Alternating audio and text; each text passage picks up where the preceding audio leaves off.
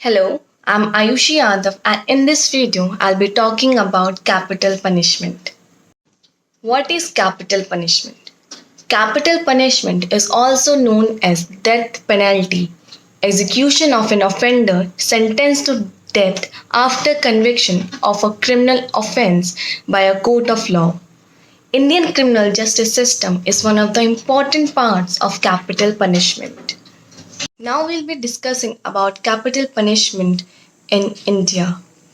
India opposed a UN resolution calling for a moratorium on the death penalty because it goes against the Indian statutory legislation as well as against each country's sovereign right to establish its own system. In India, it is awarded for the most serious crimes. Article 21 says that no person shall be deprived of right to life, which is promised to every citizen in India. In India, various offences such as criminal conspiracy, murder, war against the government, abatement of mutiny, dacoity with murder, and anti terrorism are punishable with death sentences. Under Indian Penal Code, the President has the power to grant mercy in the case of death penalty. Bachan Singh versus State of Punjab, the court held that capital punishment will only be given in the rarest of rare cases. Only the President has the power to confer mercy in the case related to death sentences. Once a convict has been sentenced to death in a case by a Sessions Court, it must be confirmed by the High Court. If the appeal of the Supreme Court made by the convict fails, then he may submit a mercy petition to the President of India. Detailed instructions on the procedure are to be followed by states to deal with petitions for mercy from one or on behalf of death sentence convicts.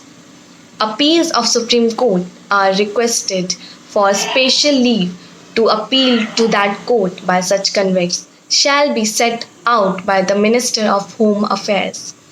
Under Article 72 of the Constitution of India, the President has the power to grant pardon, respites or remissions of punishments or to suspend, remit or reduce the sentence of any person who has convicted of an offense. Now we will be discussing about execution methods which are followed in India. There are only two execution methods which India follows. The first one is hanging.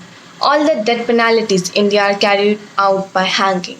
After independence, Godse was the first person to be executed in India by the death penalty in the case of Mahatma Gandhi. India's Supreme Court suggested that the death penalty should only be imposed on the rarest of rare cases in India. Second is shooting. Under the 1950 Army Act, both hanging and shooting are listed in the military court-martial system as official methods of execution and executed between 1980 and the mid 1990s. It is estimated that 2 or 3 people were hanged annually. In the 1980 Bachan Singh judgment, the Supreme Court ruled that the death penalty should only be used in the rarest of rare cases, but it is not clear what defines the rarest of rare. Category of offenders which are excluded from capital punishment. First, minor. According to the law in India, a minor who is under the age of 18 at the time of committing a crime is not executed. Second, a pregnant woman. Clemency must be granted to a pregnant woman sentenced to death according to a 2009 amendment. Third, intellectually disabled. According to Indian Penal Code, a person while committing a crime who has mental issues or is not able to understand the nature of the act or the act is wrong, then that person cannot be held liable under the law and cannot be punished with death penalty. Now let us discuss evolution of capital punishment in India. India retained the 1861 Penal Code at independence in 1947, which provided for the death penalty for murder. The idea of abolishing the death penalty expressed by several members of Constituent Assembly during the drafting of Indian Constitution between 1947 and 1949, but no such provision was incorporated in the Constitution. In the next 2 decades, to abolish the death penalty, private members' bills were introduced in both Lok Sabha and Rajya Sabha, but none of them were adopted. It was estimated that between 1950 and 1980, there were 3,000 to 4,000 executions. It is more difficult to measure the number of people sentenced to death. Now we will look into case laws. First, in Jagmohan versus State of Uttar Pradesh, the Supreme Court held that Article 14, 19, and 21 did not violate the death penalty. The judge was said to make the choice between the death penalty or life imprisonment based on circumstances, facts, and the nature of crime recorded during the trial.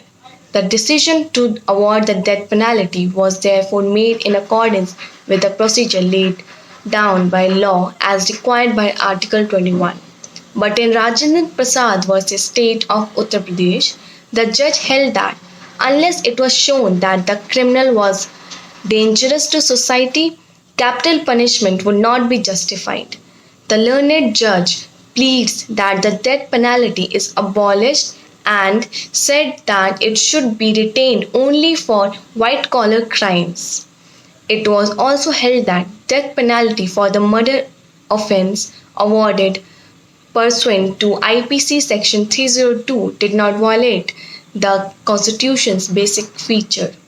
But in Bachchan Singh versus State of Punjab explained that in accordance with an equitable, fair and reasonable procedure laid down by law, the Constitutional Bench of Supreme Court has recognized Article 21 and states' right to deprive a person of his life.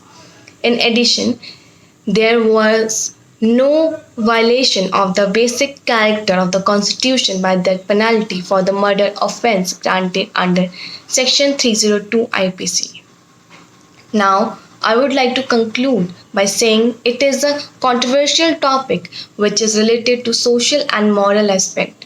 The court expanded the range of alternative options to be exhausted before the death sentence was chosen, and the Supreme Court ruled in favor of conviction in the case of Bachchan Singh.